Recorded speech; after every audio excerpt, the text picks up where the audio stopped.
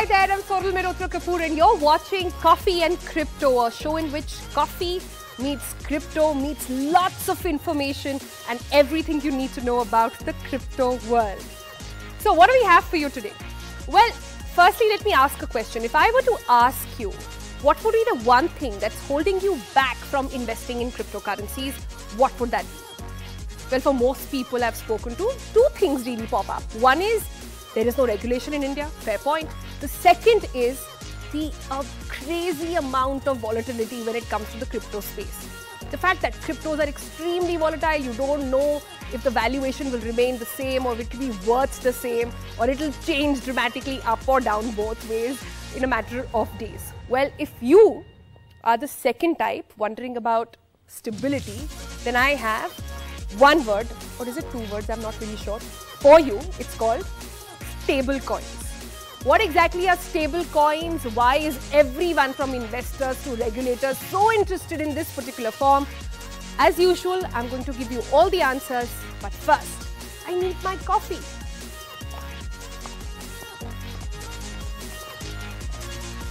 So, stable coins. One word, two word, I'm still not sure, but we'll talk about that with our experts as well. These are basically a type of crypto that attempt to offer some sort of price stability because they are actually backed by a reserve asset like a fiat currency or gold, or usually an asset that actually has value in what is called the real world, so to speak, right?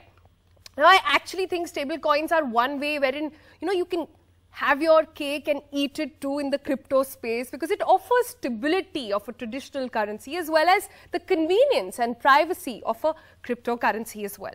Now, these coins are normally marketed towards investors who may not want to take the classic risk associated with the crypto, like it could be Bitcoin, it could be Ethereum and the others as well. Now, why is that? Because while Bitcoin is, of course, the most popular crypto, its value has been very, very wild. It rose from around $4,000 in March of 2020 to $65,000 in April of 2021. And then it plunged down again over to 50% to around 30,000 in June. Now, in fact, its value keeps fluctuating within days as well. And remember, one tweet might not be Elon Musk anymore, but can change a lot of fortunes when it comes to these coins. This also brings me to the other concern that people have about crypto, right? It's purchasing power in the real world. You see, the short-term volatility of cryptos like Bitcoins makes it difficult to use it as an actual value of exchange. For example, if you were to buy a packet of chips, say, 10 rupees, its value is likely to remain the same. The value of your 10 rupee note is also likely to be the same. But if you were to buy that using crypto, you can buy it one day, but next day you never know how much you'll be spending for that same packet of chip. It doesn't quite work well, does it? So stable coins try and bridge that gap between regular currency and cryptocurrency. To explain exactly how stable coins work, let me tell you the types of stable coins really out there. This will help you visualize the concept also well. Okay, first up is a fiat collateral stable coin. Now, these basically maintain a fiat currency reserve. Fiat currencies, I have told you several times now. Let me repeat it one more time. It's like your dollar, your rupee, euro, it could be anything, any regular currency out there. Now, all of these stable coins issue a corresponding number of crypto coins as well, these currencies. For example, one coin of Tether, the most popular stable coin, is set to value or have a value equivalent to that of $1 US. So basically, a stable coin could be 100 million in reserve and 100 million coins can be issued, each of which value 1. Now, if the stable coin's owner wants to cash it out, supposedly 20 coins, ideally they should be able to take a corresponding $20 from the reserve. Now, this collateral does need to be in cash and can also does not always, need to be in cash. It can also include precious metals like gold or silver or assets like oil as well. So that's one type. Second type is crypto collateralized stablecoins. In this, a stablecoin is basically backed by another type of crypto. Now, I know what you're thinking. even the reserve or collateral crypto is unstable. So how can this possibly be solving the problem? But the thing here is that the reserve crypto is over collateralized. This means that a larger number of crypto tokens are maintained as a reserve for a lower number of stable coins. So even if the fluctuations happen, the crypto remains relatively stable. Okay? The example of this is DAI stable, DAI stablecoin, which is backed by Ether as a reserve. There is a third type of stablecoin. It's called non-collateralized stablecoins. These are no reserves, but they include a working mechanism to try and retain a stable price. Like, you know how central banks print banknotes in a way that maintains the valuation of our currency, right? These can basically be programmed onto a crypto platform itself. An example of this is the longest running algorithm stablecoin, that is Ampleforth, right? So there are basically these three types of stablecoins. Clear? Simple? Having understood that, there is more you need to know. And the question, of course, you have in your mind is, are stable coins really as stable as they sound? Well, that brings me to some of the concerns that surround stable coins as well. First, of course, is ultimately even the stable coins are held somewhere, right? Whether you own a digital wallet or with an exchange. So the vulnerability of the platform itself obviously affects the coin. Second is the risk associated with the counterparty, the banks involved in holding these reserves, and the organizations which have issued these stable coins. And third, and the most important here is the risk really associated with the reserves? Basically, in an ideal situation, the issuer of a stable coin should have the exact amount of reserves as a coin issued. Like I gave you the example earlier, like if they issue 100 million coins worth $1 each, they should have $100 million of reserve. But that may not always happen. For example, many believed that Tether actually does not have enough dollar reserve. Sample this. In May of 2021, Tether broke down the reserves for the stable coin, and it turned out that just about 3% of their holdings were actually cash. Most of it was in commercial paper, which, mind you, need not translate into the same amount of cash. So how should you really determine whether a stable coin is safe? Well, as usual, there are no guarantees when it comes to investment in these. But here are some basics that you can do as a background check, right? One is check the issuer's reserve report. Check who is backing the coin, what is behind the stability of this coin as well. Check those three factors that we talked about. Also check how much can you actually use it in the real world. If you aim to use it as a mode of exchange, as a currency, how many people are actually accepting that coin? Basically, stable coins do provide higher level of stability than most cryptos. They can become also, when it comes to a crisis situation, also very, very risky. After all, a known devil, as they say, is better than an unknown one. But having understood those very basics about stablecoin, let me break it open for our guest today. Joining us today, I'm very happy to have Nitin Gaur with us, Director of IBM Financial Sciences and Digital Assets. Thanks so much for your time, Nitin. We also have Rohas Nagpal with us. Rohas is back on CC. So welcome back, Rohas, to you. Let me come to you, Nitin, first. You have actually helped in the launch of several of these stable coins. Tell me, what is it that we need to be careful about for anybody looking into investment in stable coins? Yeah, first of all, Sonal, great to be here on the Coffee and Crypto, and thank you for the invite. Looking forward for this fun and rich conversation, and no pun intended. So first thing is piggybacking on your stablecoin, definition. And as I build stablecoins for some of the networks, we define stablecoin as a digital asset that's collateralized by a price stable asset, which is INR, Euro, or USD, issued and collateralized and guaranteed by a regulated financial institution. And and the primary purpose of this is for the purpose of transaction processing, settlement, and blockchain powered business networks.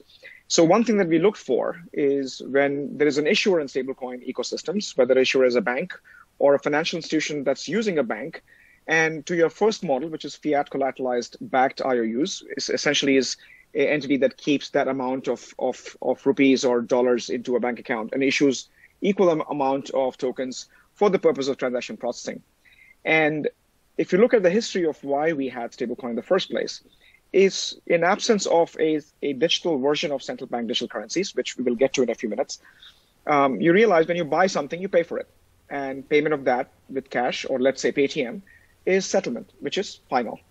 And we call that settlement finality as it represents the duality of a transaction, which is two sides of a transaction as you process. And in the traditional crypto world, for folks who are not in the true mining sense and were not involved in elements of understanding the mining, the incentive economics, they had to buy crypto space. In the absence of true digital money, stable coins were born, which facilitated that entire movement of money from a traditional financial system we live in, and digitizing and tokenizing those tokens and moving them into the space, which allows me to provide the notion of fungibility, which in most simplistic terms, a rupee is a rupee, and all the rupees have the same value, which is essentially the definition that you defined earlier, Sonal. And so that is essentially the genesis of stablecoin, was to solve the true sense of duality and speed of digital transaction. And it then morphed into all the things that you mentioned. And one thing that we look for, or the system that I have designed with some of our cohorts, especially financial institution, is again, working with the regulators and informing them in terms of the total amount of supply and total amount of collateral that you're backing, and having an auditor that provides that reporting structure, as you mentioned, is the right due diligence to do, in my opinion. So I'll pause at that. Right. And love to get your perspective. I also want to understand the relation stablecoins hold to, say, digital currencies that a lot of countries are looking at. India is looking at that as well. But in a bit, let me bring in Rojas in the conversation. Rojas, you brought to my notice that Facebook is actually coming out with the stablecoin. What is that all about? Sure. So actually, Facebook wanted to come out with its own cryptocurrency, and they had a project called Libra a few years ago. And they roped in all the big guys, including Master, Visa. But then they faced a lot of regulatory problems. So they've now kind of shifted their direction. And now it's called Facebook Diem, D-I-E-M. And it's going to be a US dollar pegged stablecoin. Personally, I would be a big fan of it as and when it comes out. Because if that is put into the Facebook ecosystem of WhatsApp, Instagram, and Facebook, I think it would be absolutely earth-shattering. And it would make it very easy for people to move money around the world. See, so going back to my conversation, if I can go back to Nitin on this one. Nitin, if you could explain to us, what does the coming in of stable coins do to an economy? Take India, for example, which is already looking at a digital currency to be rolling out very soon. How does the entire dynamics work here? So a few things. As the world is moving towards a more digital way of interacting, we shop online, we do things online, we pay to each other, and oftentimes that payment is happening through either cash or Paytm, which again represents the notion of element. So what stablecoins essentially do is bring the notion of digital finality. I gave an example of a settlement. When you pay for something, your transaction is final. Stablecoins provide that in the digital world. And what stablecoins do is speed up the entire process of e-commerce, the entire process of transactions. And so the notion of unlocked capital, which is what we talk about. But is that exactly what digital currency is also trying to do?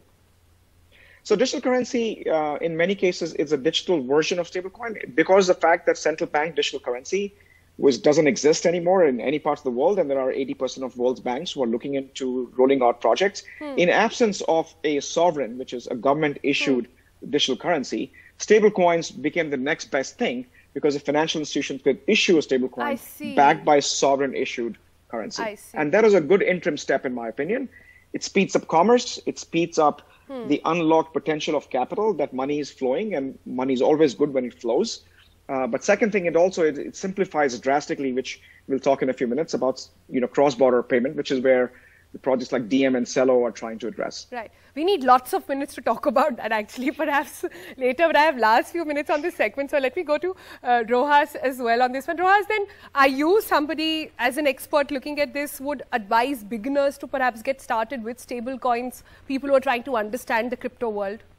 That's an excellent question. As an investor, stable coins are really good because we can earn up to 10 to 15% per annum rate of interest on it. So just look at it. As an Indian, I could convert my rupees into USDT, one of the very popular stable coins, and earn 10 to 14% per annum interest.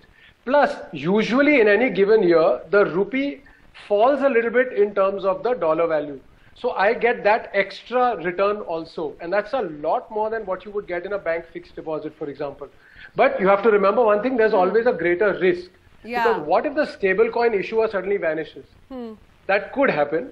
And usually banks don't vanish as fast as stablecoin operators could. But other than that, I'm a big fan of them from an investment point of view. All right then. So good to have both your opinions on this. I'm afraid that's all the time we have, but we'll stay connected. There's so much to discuss on this front. With that, I think it's time to take a good coffee break as well. But don't go anywhere, because coming up on the other side is another very interesting concept.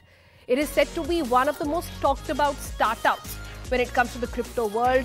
It's said to be some sort of a bank, but for crypto. What exactly am I saying? Stay tuned. You'll know the rest.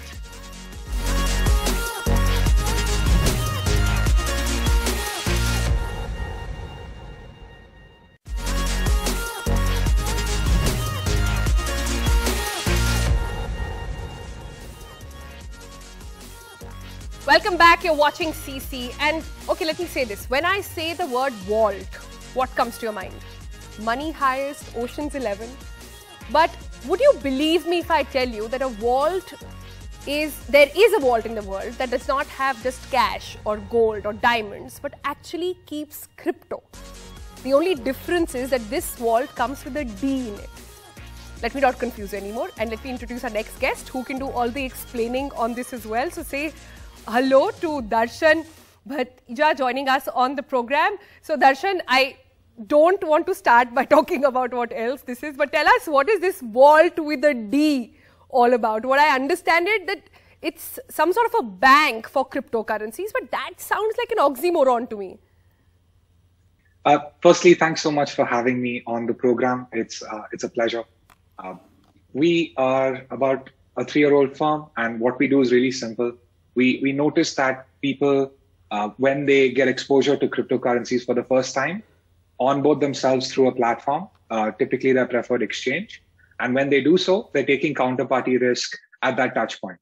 And sometimes these exchanges tend to be regulated if the licensing is mature. Sometimes they're not. But if they're taking this risk, we believe that they should be financially compensated for that. Just like how your preferred banking partner pays you for deposits in the form of a savings account and a fixed deposit. So we've questioned that assumption of why not pay people for entering the crypto space and storing their wealth in the crypto world. And yeah, that's that. We started with that assumption. So you're telling me I could take a loan on my crypto holding. So say I have a particular amount of Ethereum or Bitcoin or whatever, I can go to you and I can say, well, take this, and in lieu of this, I want a loan of X amount. Absolutely. So we've bridged the credit market. Wow. On one end, you can get a loan, and on the other end, you can earn interest. Right. And any other kind of services that you offer so far?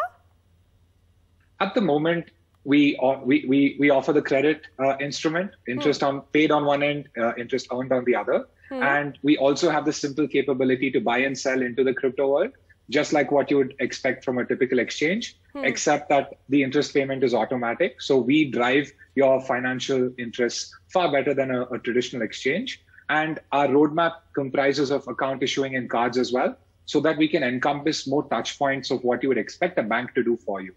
So if, say, the valuation of crypto has fallen deeply while I've taken a loan from you, will you bear that, or will that mean more interest that I have to pay?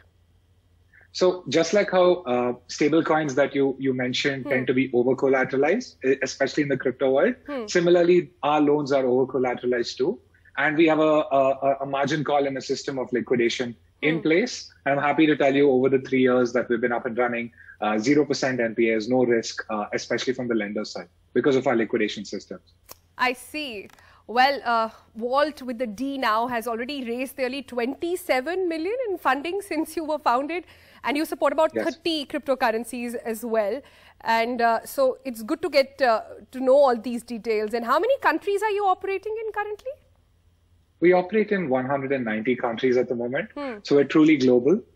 We're a license applicant in Singapore. We're regulated in the US. We're working towards licensing in UK, Germany, Australia, and a few other countries over the next 12 months. All right, Darshan, sounds very exciting. So good luck to you. Good to see an Indian face leading the crypto front as well. Thanks so much for joining us on CC. Thank you. Well, that's all we could pack in this edition. But like I always say, we are here to decode the world of cryptocurrency for you. So if you feel there's something that you need to know more about, write into us. If there are some questions that you're facing, write into us. If you feel there's a great crypto story that you want to talk about, well, that's a good note to leave as well. And well, Diwali is coming, so I'm sure a lot of gambling is going to happen. A lot of investment is also going to happen. Is crypto going to be one of those? Well, that is going to be our topic of discussion next week. Until then, ta-da!